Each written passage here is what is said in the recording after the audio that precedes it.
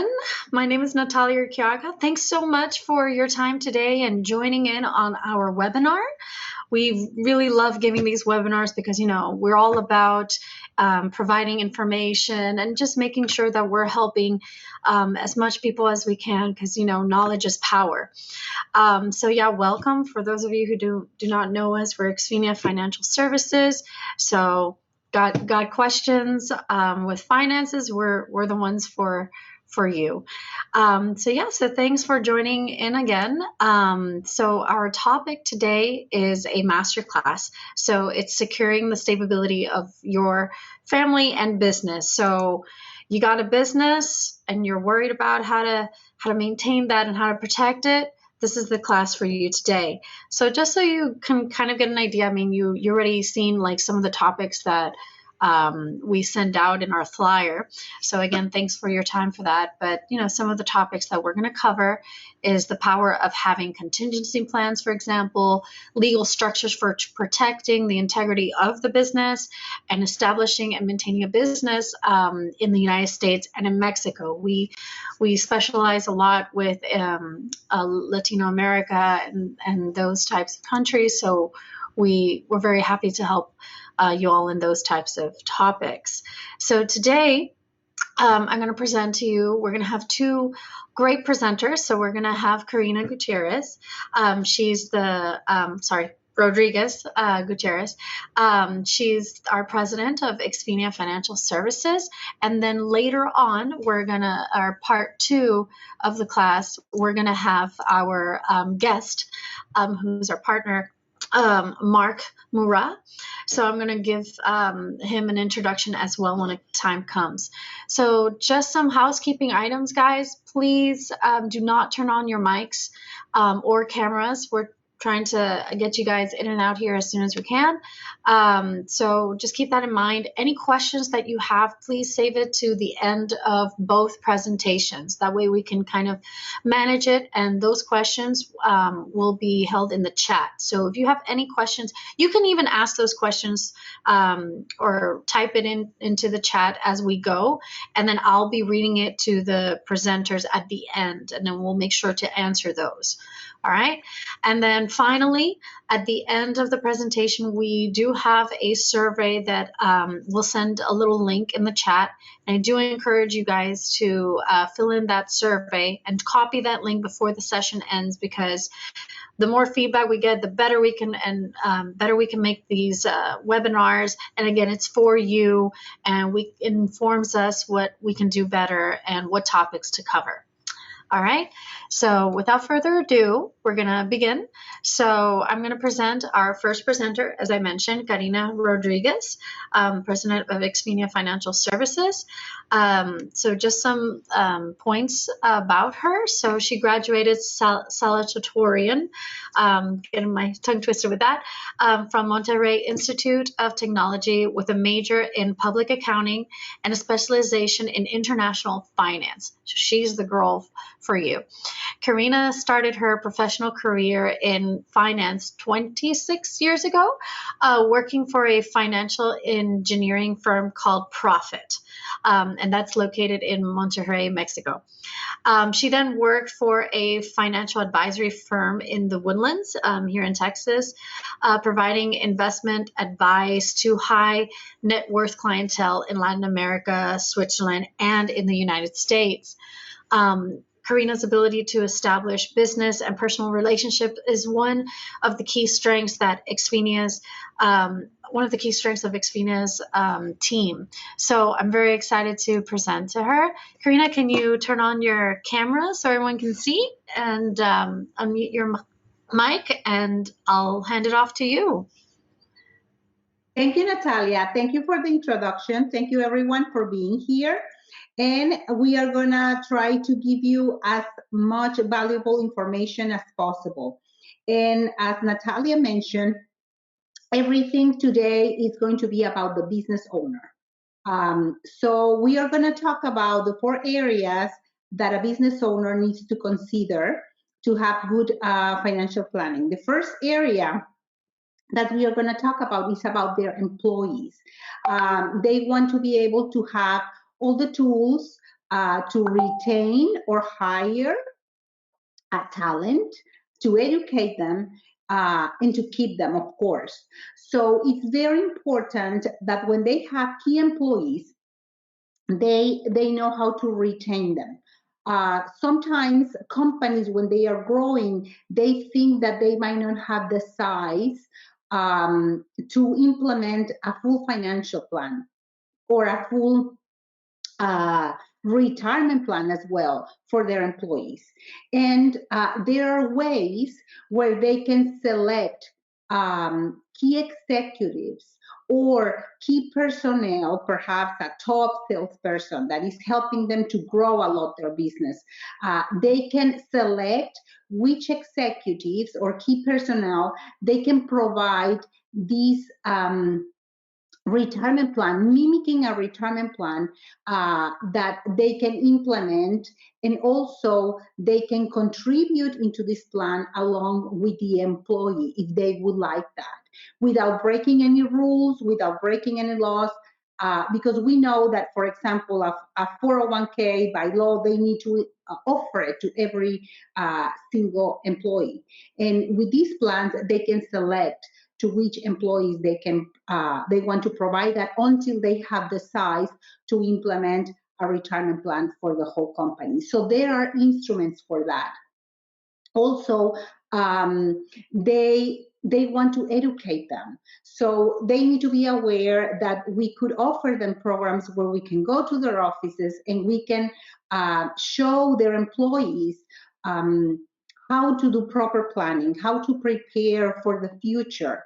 If they offer this added value to their employees become more loyal because now they know that their boss is not only giving them an employment, it's also caring about them in other areas of their life. And as business owners, we know that if an employee knows that they are taking care of their finances, they are not stressed and they are more productive in the business. So we can help them with that area. Another very important area is partners. And when they have partners, they require some planning. And let me give you this simplified example. Let's assume we have a company that is worth $1 million, and each partner is the owner of 50% of that company. And let's assume that partner A is the top person in sales, and partner B, he's doing all the management of the company. The company is doing great. They are growing, but suddenly partner A passes. Suddenly. What is going to happen to that company if there's no planning? Well, now the widow in the family of that partner is going to be the owner of 50% of that company. And she might have no idea how to handle the company. And now that could cause the company to not keep growing or even disappear because of not coming to a good arrangement with the other family. So if we can implement a very simple plan where we have the two partners, and now we have made some planning, and let's say now these partners bought insurance on each other for $700,000 because each of them is the owner of $500,000 in the company. Well, if that same situation were to happen, one partner passes, well, now with $500,000 that the other partner, in this example, we assume that partner A passes, partner B is going to receive $700,000 of that insurance policy. And with 500,000, he's going to buy the 50% ownership from the family of his previous partner. He's going to continue having 100% now control of the company, and with the 200,000 remaining, he can now hire a person with experience that can replace his partner, and the company can keep growing. So these plans are very easy to implement in conjunction with our partners, lawyers like Mark Mura. They can help to implement the buy-sell agreements, and we help them to implement the insurance policies that are needed for these contingency plans. Another area that the partners need to, the business owners need to consider is the family. We understand that when a business owner is starting the business, they are growing, all the profits, usually they invest them back in the company. They might tell us, well, right now we don't have the cash flow to implement a retirement plan. We don't have the cash flow to save for my kids' education. Now I'm growing my business. And we understand that. But we always also tell them, you need to at least have protection, because it's very typical.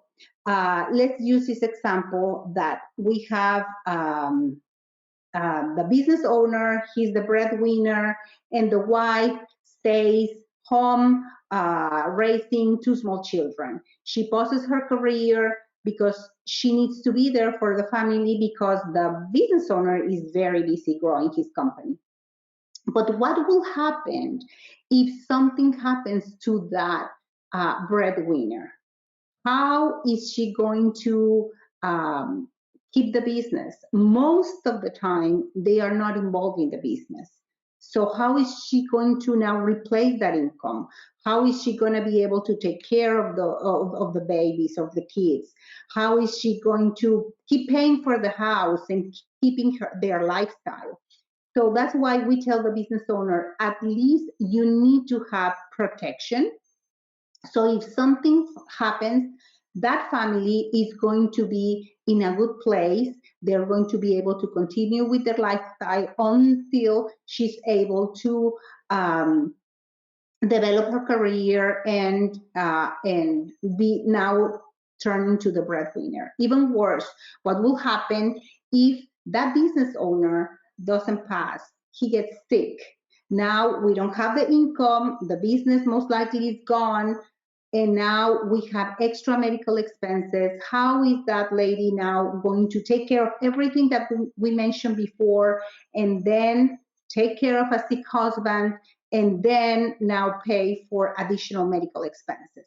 So we always encourage business owners, they need to have bare minimum protection until their business starts growing, they start having their cash flow to start implementing another plan, no? And now let's talk about the state. When they want to, now they have grown the business and now they want to inherit the business to the next generation. We find that sometimes, let's go to this example. Now we have a company that is worth $2 million and the owner has two kids. One son is actually involved in the business and the other son, no, he's not. He's a doctor. He's doing something else. And what is the business owner thinking? Well, I want to leave to both of my kids my company at 50%.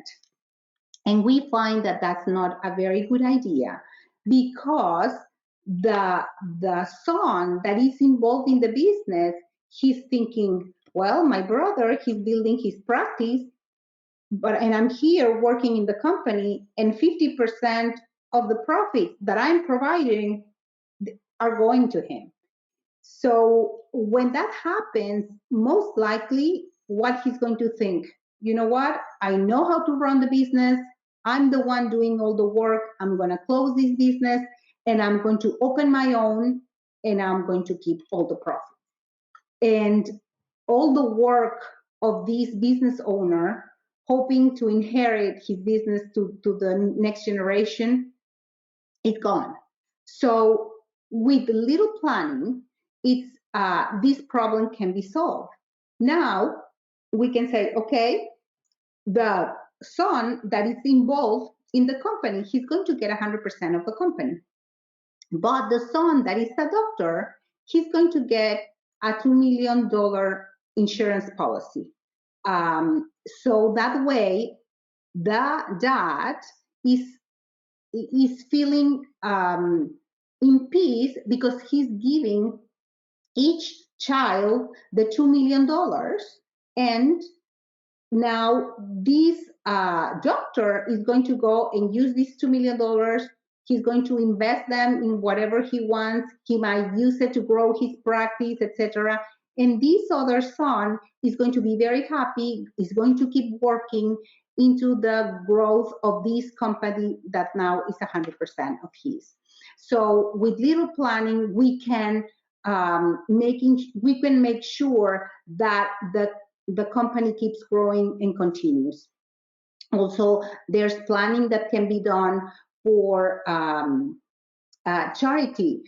Sometimes the company grew so much that they are having a lot of taxes because of the income, the earnings that they are getting, and we can use that for philanthropy. We can create some trust, and we can help them, or a nonprofit organization, we can help them to transfer some of the profits to this nonprofit organization. This way they can get a tax break, and on top of that they can get positive marketing, because if I have a company A that is not contributing at all, but I have company B that I know that 10% of the profits are helping to educate children on the street, well, I'm more likely to buy from company B. And that is not only going to help this business owner to grow more their company, it's going to help them with taxes as well. So what are the advantages of having these contingency plans? Well, we can have, by implementing these simple plans, we can get faster loans and a better interest rates, because the banks know that there's a plan B. If something happens to the partners, to the key employee, or to the business owners, they know that that company is more stable and is going to continue if something happens. They're going to get better lines of credits also from their providers. They're going to get larger contracts from their clients because they're going to trust them. They know that that company is stable. They are going to have committed employees because they also know that the company is there, is stable. They don't have to be shopping around for another employment. And they're going to grow their business faster and more efficiently. So we always tell business owners, as business owners, we don't have a retirement plan, a 401k. We don't have a company that is matching our contributions in a retirement plan. So we need to plan for our future.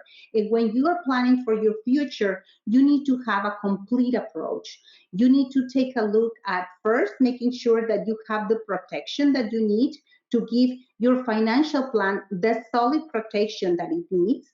And not only when we talk about proper protection, we are not talking about a simple life insurance policy. We are also talking about having living benefits, protection in case of a chronic, critical, or terminal illness. Because if we think in pure financial terms, a long-term illness is way more devastating than a premature death. So we need to make sure that the financial plan is solid, strong, is going to get accomplished no matter what happens. We believe in delivering to our clients not only a very good financial plan, but a solid and strong one. The second area that you need to consider is debt. We always need to analyze debt. We have good debt and a very good debt. So we need to make sure that we are optimizing the debt, because if we don't, we see that that's what drains the saving capability of that business owner. So that's another area that you need to analyze. Also, you need to make sure you have emergency funds. You need to have liquid funds in case something happens. With COVID, we learned that now our emergency fund needs to be larger, not only 3 to 6 months. Now it's more like 6 to 12 months of emergency fund. And once these three have been established, then we can focus on medium to long-term investments. But we don't believe focusing only in this part if we don't know if the person is properly protected, if they are managing properly their debt, and if they have liquidity for any emergency. So we understand that as business owners, you might have your money invested in different areas. Of course, you have your business, you might have liquid funds, you might have real estate investments, you might have a portfolio, but all the time, regardless of where the money is, you always need to be asking your money these 4 questions. First question, is my money growing? Or is it just shrinking because of inflation? We know that if it's sitting in the bank, we are losing acquisition power. Second, is my money safe? Can I lose money? Do I have market risk? Most of the people know the 2 extremes. They know the bank where it's very safe but doesn't grow, or they know the market where the money can grow a lot, but we can lose money as well. In between, there are instruments where the principal is protected. You can participate in the upside of the market without participating in the downside of the market. Let's assume we start here. In year 1, 2, 3, the market goes up. But now on year 4, the market goes down. The worst thing that is going to happen to this money is that that year is going to stay stable. You are not going to grow, but you are not going to lose money. You already guaranteed the earnings that you have the previous years. You never go down to where you started or below. You stay there. When the market starts performing again, from here, you're going to go up. When it goes down again, you stay stable. So if we can make your savings grow in this shape, is way more efficient than having the yo-yo effect of the market, because recovering from a loss could take time and effort. So it's very important to diversify. It's very important to have liquid investments. We need to have then moderate investments, and only if we have risk tolerance, then we can have more higher risk investment, but only in a small portion of our portfolio. Another area that you need to consider, taxes. A lot of people consider the diversification against the market risk, but very few people consider the tax risk. There are 3 ways to invest according to taxes, and this area is very important because the impact of taxes in our long-term savings could be very, very dramatic. So the first area is the ongoing tax. Anything that we have liquid. The price that we pay for liquidity is taxes. So every year we're paying taxes on the growth of this money. So this money is not very efficient. Yes, we need to have money here, but only the absolute necessary to cover our monthly expenses and our emergency fund. All the money that we want for medium and long-term growth needs to be in the other 2 categories. The second category are all the retirement plans. Since we should not touch this money until we are 59 and a half, right now we don't pay taxes. The money grows without paying taxes, but when we start withdrawing, we're going to pay taxes on everything. The money we've contributed plus all the growth, okay? And then there's the third category, the tax advantage category. In this one, we pay the taxes at the beginning when we invest the money. If we follow the IRS rules, this money grows tax-free and we can withdraw it tax-free. This money is way more efficient. But each category has advantages and limitations. That's why we need to diversify. We need to make an analysis and decide how much will be the optimum amount we need to have in each of the categories. Because let me show you real quick with an example the impact that taxes have on your savings. This is a very simplified example of three individuals. All of them are doing the same thing. They are saving $5,000 a year. They do it for 30 years at a 10% return, and everyone is paying 28% in taxes. The first person invests in the first category, the ongoing tax. Since he was paying taxes every single year, at the end, for his retirement years, he was left with $38,000 per year. The second person that invested in a retirement plan, he was taxed only at the end when he was going to withdraw the money. So he's left with $65,000 per year. The third person that invested in the tax advantage product, he paid taxes, remember, before investing the money. So all the growth is tax-free. He doesn't have to pay taxes when he's withdrawing the money, and that's why he's left with $90,000 per year. So imagine the three of them save the same amount of money, same rate of return, same number of years, same taxes. And this person is going to have a much nicer retirement than the second or the first one, almost 3 times as much as the first person. So what am I trying to say here? It's not only important to save, it's important to save in the correct tax strategy. That's what we mean by this third question that you need to be making to your money. In which tax category is my money invested? And the last question that you should be asking to yourself is, do I have the right protection to make sure that my financial plan is going to be accomplished no matter what happens? So as a summary, this should be your process. Always collect information, and this is what we do. We collect information from our clients, and some of them already have some instruments implemented. What we do is we analyze what they have, and whatever is working efficiently, we don't need to touch. We will only make a recommendation if with this new strategy, we're gonna get them to their goals in a more efficient way. Some people come to us, they have nothing implemented, and we help them to implement their strategies. So we gather information, we develop a strategy, then we share with the clients our recommendations. If they would like, we implement them, and we follow up and monitor every year to make sure we are staying on track. Or what changed? Maybe they started a new business. Now they need more cash flow for the new business.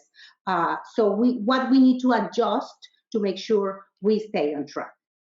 And what's very, very important, you need to start as soon as possible. This is the last slide that I'm going to share with you today. Let's assume this person wants to retire at the age of 60 with $1 million. We all know that $1 million is not enough for our retirement, but this is a simplified example that we are using. So this person wants to retire at the age of 60 with $1 million. And if they start early, when they just graduated from college, imagine a person just graduated from college, they have no house payment, no family jet. It's very easy for them to save $300 a month, but we don't do it. Why? Because we think, oh, that's way too far. Right now I want to have fun. Now I want to travel the world. I want a nice car, a nice loft, and I don't save. And then 10 years go by, and now I'm in my 30s, and now I might already be married. I might have a house payment, and it's harder to save. And now I need to save $700 to accomplish the same goal because I let 10 years go by, and I cannot afford it.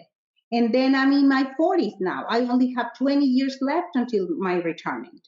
And now, because I let 20 years go by, now I need to save $1,700 for the same goal. But now I might have children, private schools, etc., extracurricular activities, and I cannot afford it. And now I'm in my 50s. Now I only have 10 years. And even though I'm in my peak earning years, yes, but I'm also in my peak spending years because now the kids are in college. And now I need to save $5,500 per month. And forget it, I cannot do it. And then retirement gets here. So what I'm trying to tell you right now is let's not focus on what we didn't do. Let's focus on today and what we can do from now on to take control of our finances and the stability of our business. So we will be available for Q&A at the end. Thank you very much for your attention. Let's continue with Mark. Thanks, Karina. So yes, let me present to you Mark. So Mark is passionate about many things. What takes precedence in his personal and professional life are his family, his child, and his clients. He graduated from Rice University with a degree in history and political science and a law degree from University of Houston. Mark owned his own real estate development company as well as and was general counsel of the company. Professionally, Mark is devoted to being a sound counselor to business. Many have considered Mark as the voice of reason, and he takes pride in trying to serve his clients in that capacity.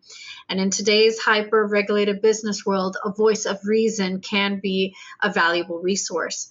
Passionate about seeing his clients and all businesses thrive and grow, he enjoys representing companies that still make and do things that contribute to making the U.S. an industrial power and thus providing the kinds of jobs that add value to the economy. So without further ado, Mark, take it away. I want to extend my appreciation to Karina for inviting us to this.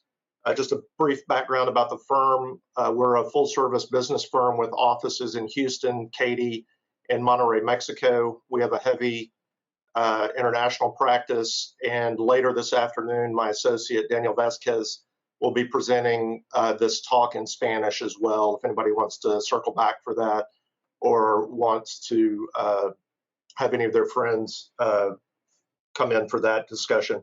What I want to talk briefly about today is, as part of the overall view of securing the stability of the family in your business, is talking about legal aspects of using entities in that. Karina, obviously with the wealth management and insurance, those are kind of the three legs of the stool on how you protect yourself and your family, your business and your family. You manage your wealth and your tax situation, you utilize insurance, but then the third piece, which is what I want to talk about, is utilizing entities and proper legal structures for securing your business.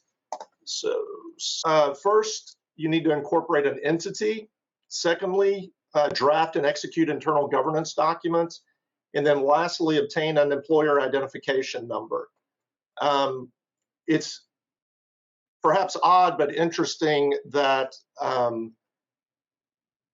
there are people who operate businesses without being in an entity.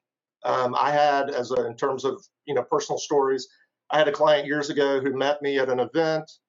He had an industrial company, which is what I represent a lot of. It was an environmental services company. They cleaned tank cars, and we met, and he said, "I have a lot of questions for you." And I said, "Well, tell me about the company first. What kind of entity are you, an LLC, a corporation?" He said, "No, I'm a DBA." And I said, "Well, no, really, what are you?" And he said, "Well, I just went down and filed a DBA." And this was a guy who had employees cleaning out tank cars. He had an environmental license with the Texas Commission on Environmental Quality, and he had no protection for his personal wealth with an entity. So what do we mean? And I'm doing this, many of you, I'm sure most of you understand what I'm saying, but I want to take it down to the most basic level. What do we mean by an entity? An entity is a legal person, a company that stands apart from you as a personal person, legal person.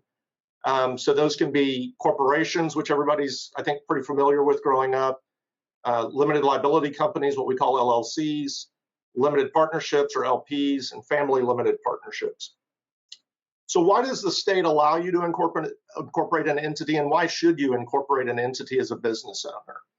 The main reason we talk to people about is limitation of personal liability.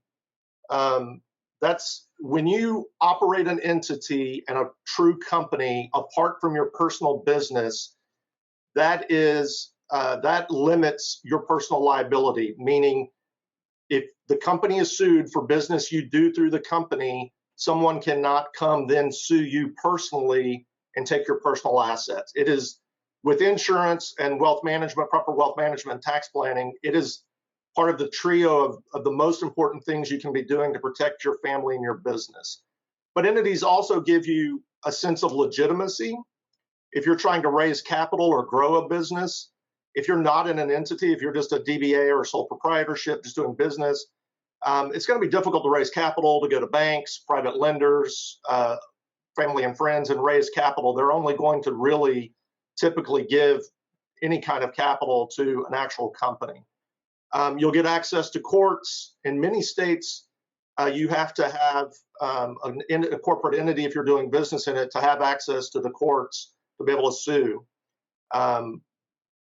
Also, and I didn't have this listed, but I wanted to add, there's a really important element of anonymity when you incorporate an entity. In Texas, it's very easy to get anonymity.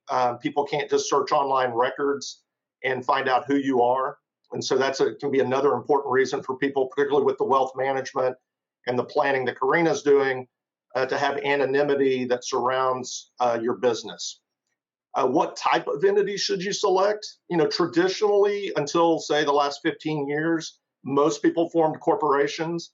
I would say overwhelmingly now, 95% of the entities I form, and I form companies every week, they're LLCs, limited liability companies. Limited partnerships also still have a place, and family limited partnerships, and we'll talk about those later. So what are the advantages of forming an LLC over some of the other types of entities? They're less formal than a corporation. Think of them as a hybrid of a partnership and a corporation. You get all the liability protection of the corporate entity, but you get the flexibility to select your tax structure. You get to what is called checking the box. You also get the flexibility of management, ownership. LLCs are just the standard issue entity that most people in Texas and in most states, frankly, now file. We find also that it's super important to draft and execute internal governance documents. We will have clients that come in and say, well, I don't need you to form my entity.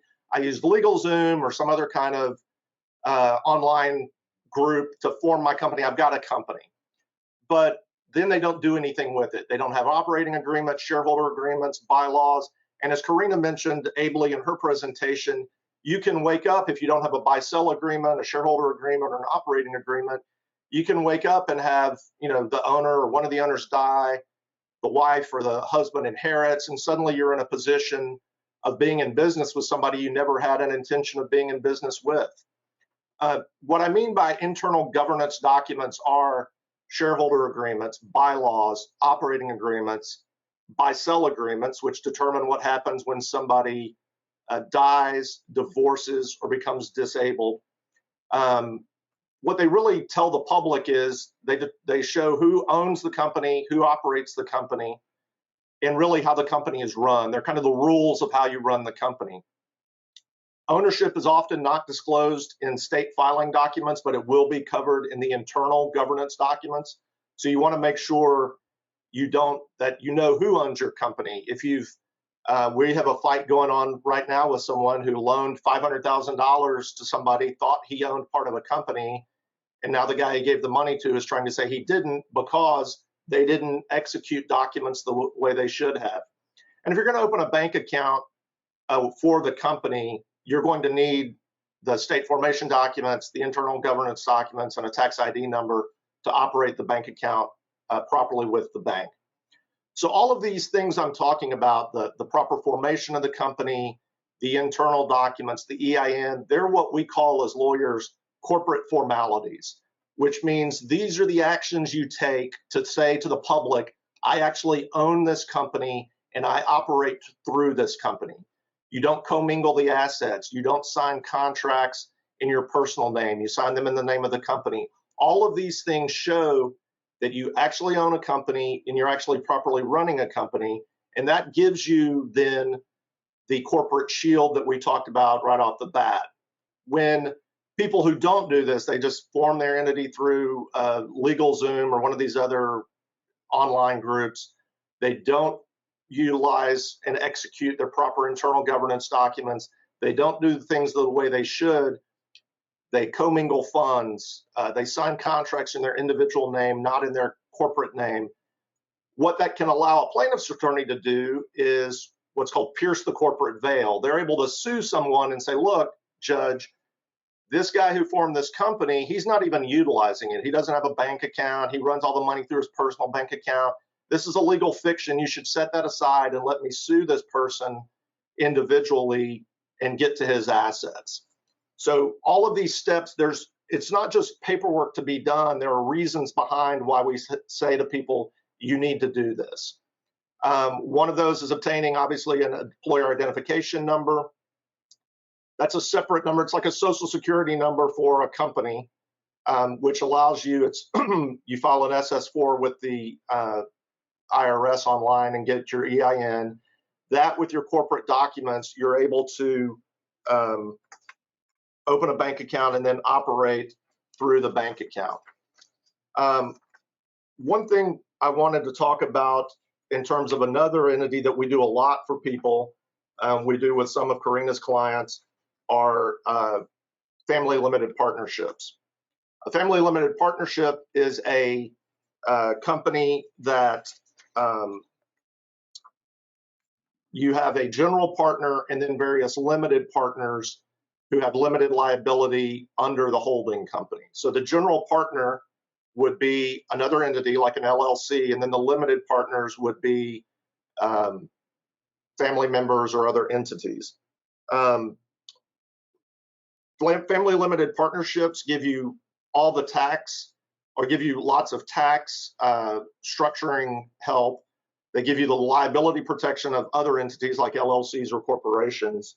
But they also allow you to start working on mitigating estate tax, which is where your first call on your tax planning obviously would be to somebody like Karina, who talked about estate tax and other tax planning and utilizing insurance for that. But then Karina would work with us on the overall structure of implementing and drafting documents. One of those structures we utilize, as I mentioned, is a family limited partnership. And one of the great things it allows you to do is discount the value of assets that you put into that entity. Let me go through a quick case study. Suppose a Texas family business is owned by a married couple with 2 children. They wish to transfer their family business equally to their children upon their death, kind of like Karina was mentioning earlier. The business's estimated value is $15 million and continues to grow.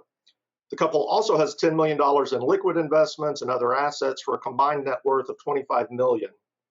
With a lifetime exemption currently of $22.36 million, a portion of their estate will clearly be taxable.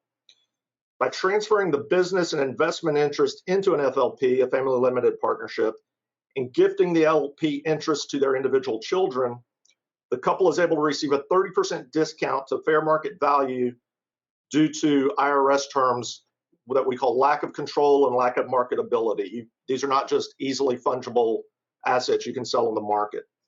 So their $15 million business valuation then becomes valued with a 30% discount at only $10.5 million, which reduces their total estate to $20.5 million, thus avoiding future estate and inheritance tax.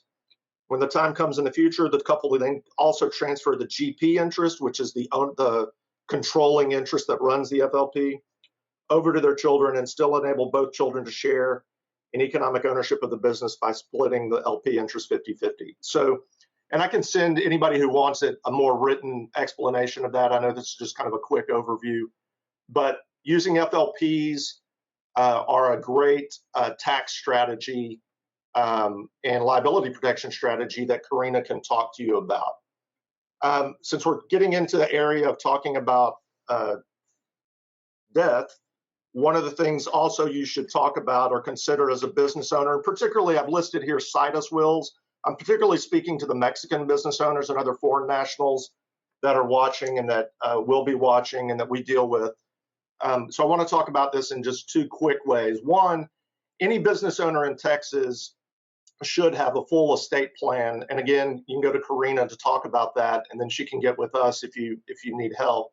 But you need to have wills, healthcare powers of attorney, durable powers of attorney for determining how healthcare decisions are made, how your assets are given away to your heirs, but also a living will or a physician's directive, which determines how your healthcare decisions are made when you are in an end-of-life situation. A situs will, which is the slide that's pulled up, is specifically, I utilize those with foreign nationals. The Mexican probate system does not deal well and is really not set up for the foreign ownership of property. So what we do with foreign nationals is draft a situs will for meaning the situs, the location of the property, so that the property they own in the U.S. is handled in the U.S. probate system, in the Texas probate system. Their Mexican assets stay in Mexico and are administered in the Mexican probate system. So if you're a foreign national, often the first thing you do here in the United States is buy a business or buy a house. You want to put that house into a situs will so that that does not mess up your Mexican probate process when you die. So all of these things together make up kind of an overall plan for how your family risk management, the stability that Karina talked about, is handled. If you're one of the foreign nationals who's on, attorneys in Mexico, of which we have in our Monterrey office, are utilized differently in Mexico typically than they are in the U.S. Here we are attorneys and counselors at law. We are more than just a service provider that's transactional in nature. We, much like Karina, are a key strategic advisor. We help clients meet their personal goals for their families and their businesses. And as we help your advisors to develop a plan for you for stability, for the overall stability and health and welfare of your family. So what we try to do, be it from everything we've talked about, and I'm trying to rush through this because of the time constraints, so you guys have time for questions. I apologize if I'm speaking quickly, but if you go back through our slideshow, we want to be an overall strategic counselor for you in all areas of your family, estate planning, and business administration. So I'll close with that. I can send you the slide presentation, has all of our contact information in it, but also Natalia can share the 2 o'clock link, which is at 2 p.m. Central Standard Time today, for Daniel Vasquez to also give this talk in Spanish. So thank you very much. Thanks again for everyone's time. We know we're taking time out of your day, and it's lunchtime for most of you. Also for our presenters, Mark, Karina, thanks for the information. And if you have any questions, you can contact us. And thanks again. Thank you very much. All right, everyone, have a good one.